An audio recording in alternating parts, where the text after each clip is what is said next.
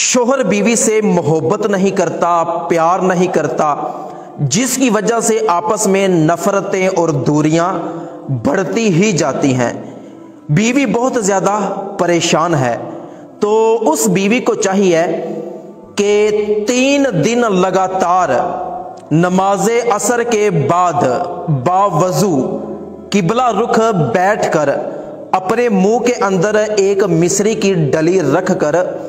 101 مرتبہ یا ودود پڑھے،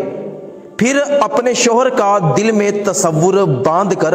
اس پر پھونک مار دے۔ 3 دن یہ وظیفہ مسلسل کرنا ہے، تو انشاءاللہ عز و جل شوہر کی ساری نفرتیں محبت میں